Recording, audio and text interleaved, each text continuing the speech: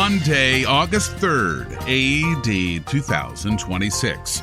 This is The Worldview in 5 minutes, written by yours truly and heard on 140 radio stations and at theworldview.com. I'm Adam McManus. On July 1st, Equipping the Persecuted issued multiple terror alerts, warning that Islamist Fulani ethnic militia were preparing coordinated attacks in Nigeria against Christian communities in the Plateau, Benue, and southern Kaduna states. They publicly pleaded with the Nigerian government to protect these vulnerable villages before it was too late. Tragically, their warnings were ignored. In the 3 weeks since, more than 250 Christians have been murdered in the very communities that were identified. The latest massacre took place on Saturday, August 1st, in Naradin village in southern Kaduna, where more than 30 Christians were slaughtered as terrorists attacked for hours. Once again, innocent families paid the price while help never came. Equipping the Persecuted is the only organization consistently issuing terror alerts to warn vulnerable Christian communities before attacks occur, while also deploying immediate emergency aid when those attacks happen. While others document the tragedy, their teams are already on the ground, paying hospital bills, delivering emergency food, caring for the wounded, and helping bury the dead. Based on the intelligence they are receiving, Equipping the Persecuted believes that the current wave of violence is only the beginning. If you want to help our brothers and sisters in Jesus Christ in Nigeria, go to equippingthepersecuted.org/donate. As the Worldview reported last Friday, the Senate Homeland Security and Governmental Affairs Committee questioned Dr. Anthony Fauci, the former director of the National Institute of Allergy and Infectious Diseases, about his culpability in a cover-up about the source of the COVID-19 virus and what happened subsequently. Shockingly, Dr. Fauci invoked the Fifth Amendment 111 times, reported Fox News. Republican Senator Josh Hawley of Missouri got righteously angry. Well, nothing says honesty like taking the fifth, huh, Doc? Let's try something. What day of the week is it today? On the advice of counsel, I respectfully decline to answer based upon my rights under the Fifth Amendment to the Constitution. What color tie are you wearing? On the advice of counsel, I respectfully decline to answer based upon my rights under the Fifth Amendment to the Constitution. Let's just get one thing straight. You don't have any rights under the Fifth Amendment because you've been pardoned, as you very well know.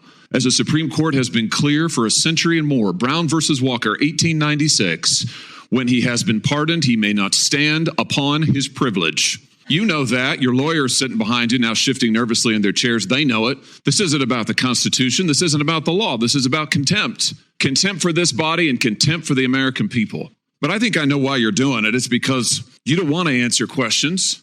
It's because you did all kinds of terrible things. It's because during the pandemic, you got rich. I mean, your net worth now is north of $12 million.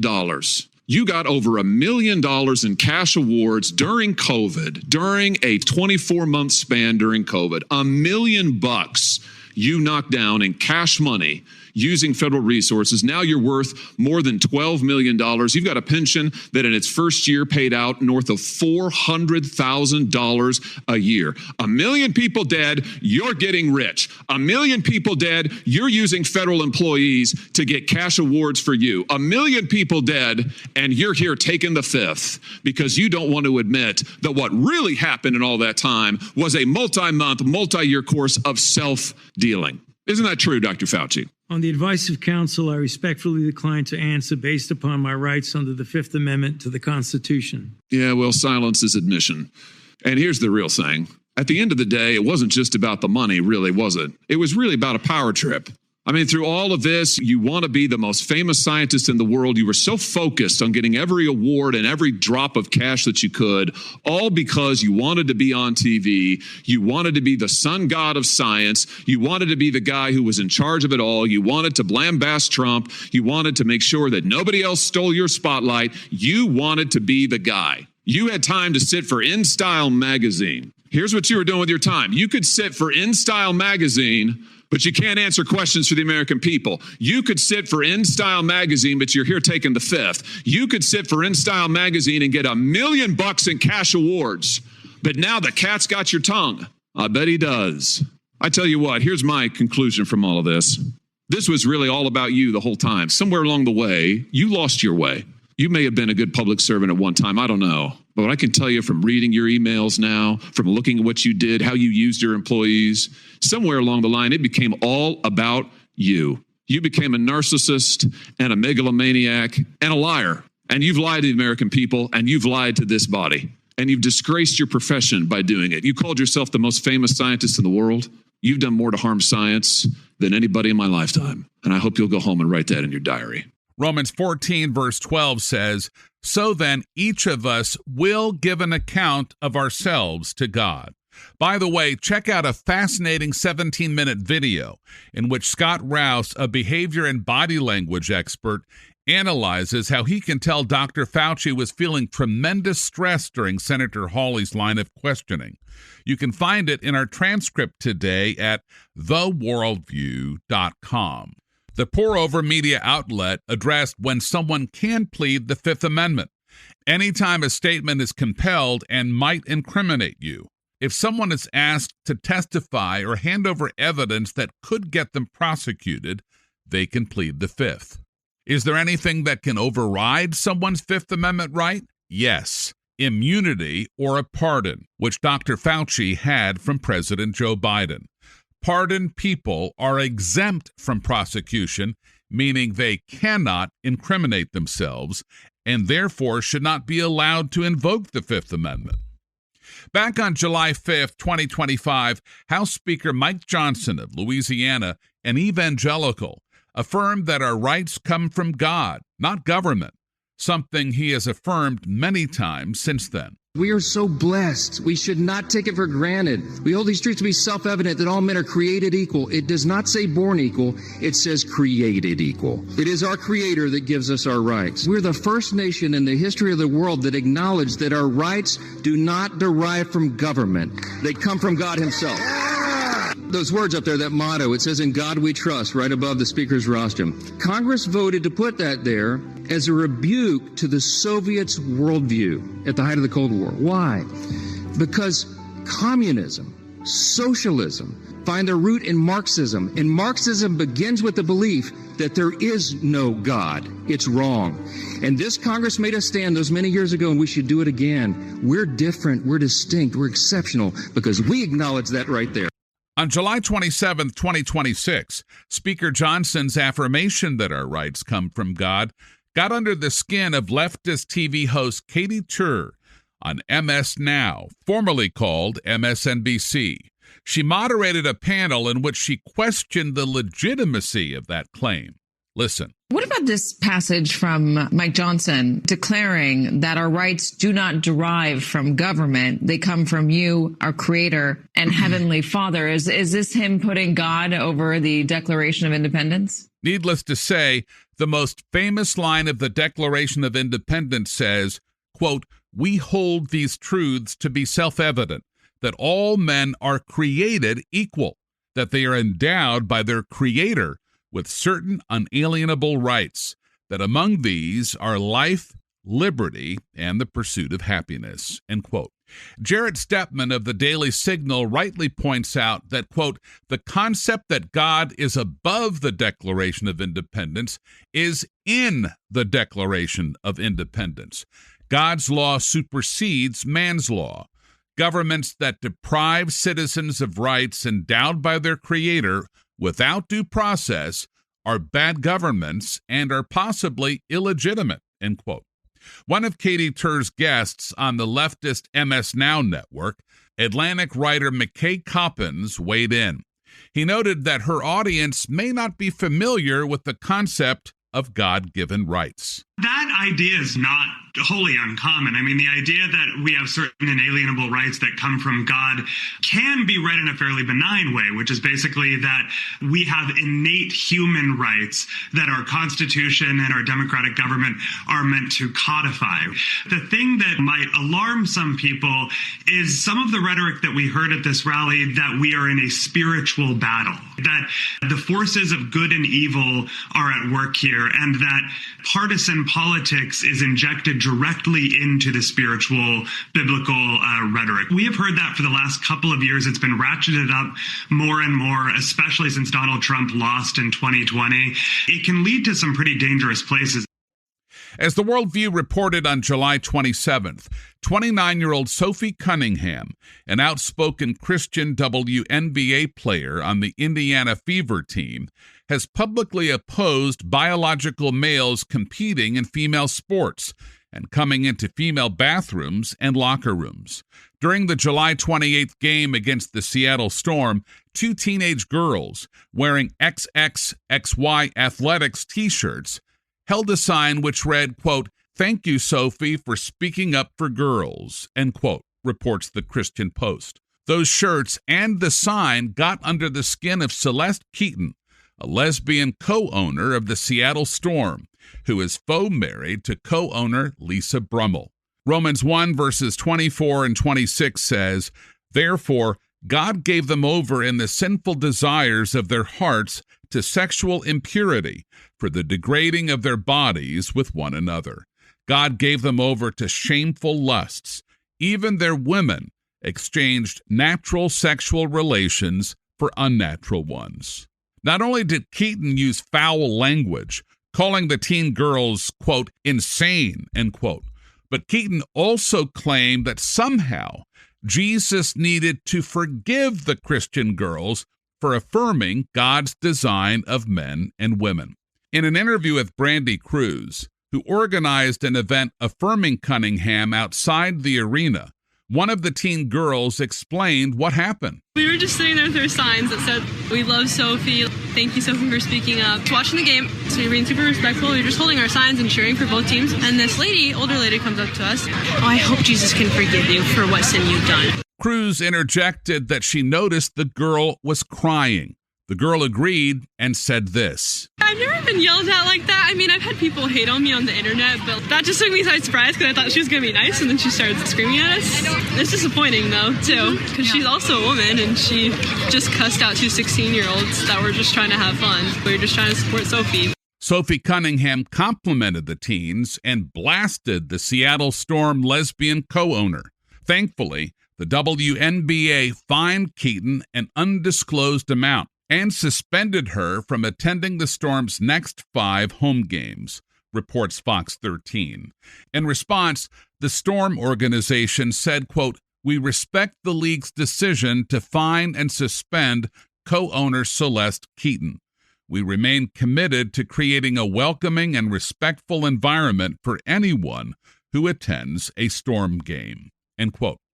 In an ex-post, Sophie Cunningham wrote, quote, "Bravo to those girls for standing up for what they believe," end quote. She added that she was embarrassed about Seattle Storm co-owner Celeste Keaton's actions, saying, quote, "shows the type of leader she is," end quote. Here at the Worldview, Nikki Jones in Carthage, Missouri said, quote, "As a homeschool mom of 4 boys, Adam 15, Elijah 13, Uriah 11, and Isaac 8, we enjoy listening to the newscast nearly every morning at the breakfast table as we do our Bible time and Worldview discussions. Thank you for your faithfulness in this ministry," end quote. Sharice in Bennett, Colorado wrote and said, quote, "Adam, I just made a $102 donation from my children, Dawson 14, Cadence 13, and Carmia 10. They tithe 10% to our church from cleaning houses, doing yard work, and babysitting. On top of that, they have another 10% for blessings, and they chose to donate it to the Worldview. We hope it blesses you and the many, many people who listen to your newscast. Thank you for putting it out every weekday," end quote. And Liz Williams in Ontario, Canada said, quote, Adam, I'm a homeschooling mom of 2 with just 1 year experience in homeschooling. I quit my full-time job to homeschool my 12 and 15-year-old. I'm very thankful for the work and the quality of work that the Worldview in 5 minutes is doing. My kids and I listen to it during car rides or meals and love it. I think one of the reasons we stick around, besides all the other good reasons, is your voice. I know you are a professional radio host. Your voice just made us feel like we're listening to a large radio station's production. I also deeply appreciate the news from a Christian worldview, end quote. And finally, by Saturday night at 6:15 p.m. Central, 42 Worldview listeners stepped up to the plate and invested their treasure to fund the 6-member team behind the Worldview for another year. Our thanks to Josh and Gayarthi in Goddard, Kansas, Yetta in Hudson, New York, and Daniel in Lidditz, Pennsylvania, each of whom gave $25, as well as David in Brookings, South Dakota, who gave $35. We appreciate Alan in Amelia Courthouse, Virginia, Amanda in Burpengary, Queensland, Australia, James in Barry, Wales, United Kingdom, and Leslie in Florham Park, New Jersey, each of whom gave $50, as well as Daniel in Clackamas, Oregon, Royal in Topeka, Kansas, Henry in Tazewell, Virginia, Mark in Grand Forks, North Dakota, Robert in Salado, Texas, and Chris in Dubois, Pennsylvania, each of whom gave $100. We're grateful to God for Charisse in Bennett, Colorado, who gave $102. Daniel in Mayflower, Arkansas, who pledged $10 per month for 12 months for a gift of $120. Iris in Wasilla, Alaska, who gave $150. Rick and Susan in Shelton, Washington, who gave $200. Jeremiah in Independence, Missouri, who gave $203. Tammy in Dry Ridge, Kentucky, and Martita in Rock Hill, South Carolina, both of whom gave $250, as well as the McVita family in Great Falls, Montana, who gave $282.17, and Nancy in Peabody, Massachusetts, who pledged $25 per month for 12 months for a gift of $300. We were touched by the generosity of Dennis and Alyssa in Castle Rock, Colorado, who gave $347. Ben in Ames, Iowa, who gave $350. James and Mary in Glade Valley, North Carolina, who gave $365. Matthew in Marysville, Ohio, who gave $400. Nikki in Carthage, Missouri, who will continue her $35 monthly pledge for another year for a gift of $420, as well as Lee in Rapid City, South Dakota, who gave $480, and an anonymous couple in Fort Belvoir, Virginia, who will continue their pledge of $40 per month for 12 months for a gift of $480. And we were blown away by Christopher in Fullerton, California, who gave $500, Justin in Ray, Colorado, who gave $500, Jack in Post Falls, Idaho, who gave $500, Dean in Carroll Stream, Illinois, who gave $500, Matt, Amanda, Malachi, and Samuel Dreyer in Greencastle, Indiana, who gave $500, an anonymous donor from Kitchener, Ontario, Canada, who gave $500, Keith and Nicole, who pledged $50 per month for 12 months for a gift of $600, Nellie in Caldwell, Idaho, who gave $1,000, Albert in LaGrange, Indiana, who gave $1,000, Dorian in Aurora, Colorado, who gave $1,000, Tim and Tony in Keller, Texas, who gave $1,000, Keith in Watrous, Saskatchewan, Canada, who pledged $83.34 for 12 months for a gift of $1,000. And finally, Elizabeth in Carroll Stream, Illinois, who pledged $100 per month for 12 months for a gift of $1,200. Wow! Those 43 gifts add up to $15,409.17. That's the most donors and the largest total amount we've seen in a single day throughout the July 2026 fundraiser. Ready for our new grand total? Drum roll, please. $109,679.17.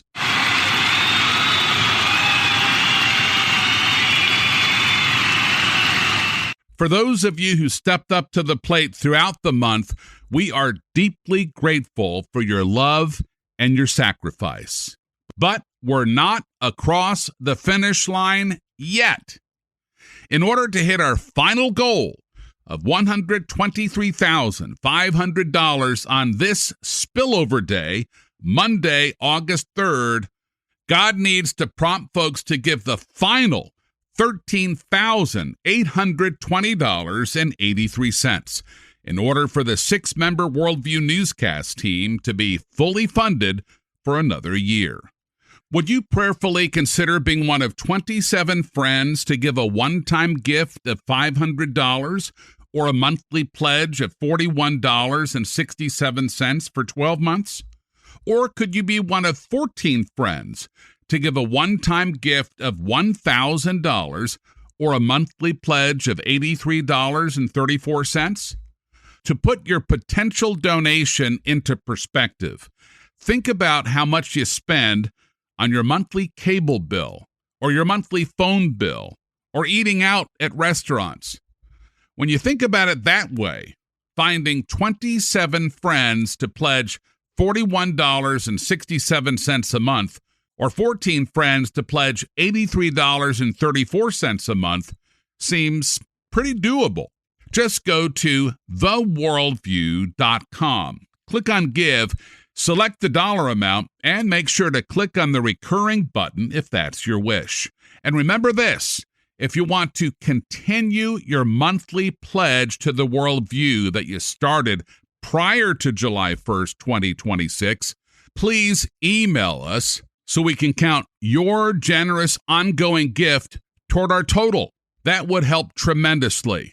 Help us get across this finish line. What is God prompting you to do right now? Go to theworldview.com and click on Give.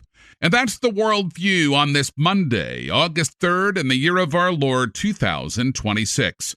Subscribe for free by Spotify, Amazon Music, or by iTunes or email to our unique Christian newscast at theworldview.com. I'm Adam McManus.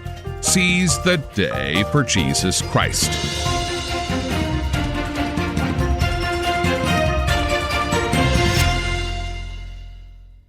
This has been a production of the Generations Media Network. For more information, go to generations.org/media. Thanks for listening to The Worldview in 5 minutes. If you want to go deeper than the headlines and build a biblical worldview in your home, Generations has resources to help you anchor your family in truth. Books, curriculum, and tools for every stage of life. And right now, listeners get 15% off any order with the code WV5. Just use WV and the number 5 at checkout at generations.org. Thanks for staying grounded in God's Word with us every day.